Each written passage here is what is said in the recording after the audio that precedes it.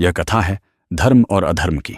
यह गाथा है वंश की, प्रतिशोध की, प्रेम और युद्ध की। यह महाकाव्य है महाभारत। आरंभ होती है यह कथा राजा भरत से, जिनके नाम पर भारतवर्ष कहलाया। दृश्य एक, हस्तिनापुर का दरबार। सूत्रधार, हस्तिनापुर के राजा शांतनु को गंगा से प्रेम हुआ और उन्होंने विवाह किया। गंगा और शांतनु मंच पर आते हैं। शांतनु, हे सुंदर देवी, आपका रूप मुझे मंत्रमुग्ध करता है। क्या आप मेरी पत्नी बनेंगी?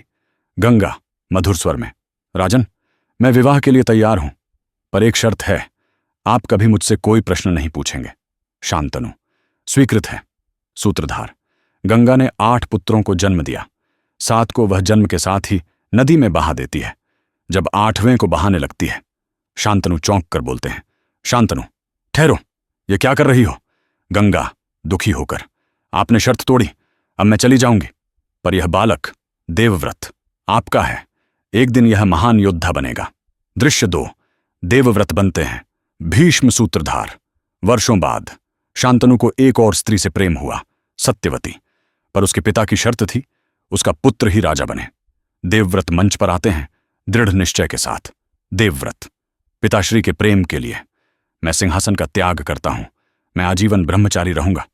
आकाशवाणी, भीष्म भीष्म। सूत्रधार, और तभी देवव्रत कहलाए भीष्म, जिनके व्रत को कोई नहीं तोड़ सका। दृश्य 3, कुंती और पांडु। सूत्रधार, भीष्म ने राजा विचित्रवीर्य का विवाह कराया, परंतु वह शीघ्र ही मृत्यु को प्राप्त हुए। अब वंश को आगे बढ़ाने की चुनौती थी। आर्षव्यास से संतान उत्पन्न की गई। धृतराष्ट्र अंधे, पांडु सफेद वर्ण और विदुर नीतिवान। पांडु मंच पर आते हैं, उनके साथ कुंती। सूत्रधार, पांडु ने कुंती और माद्री से विवाह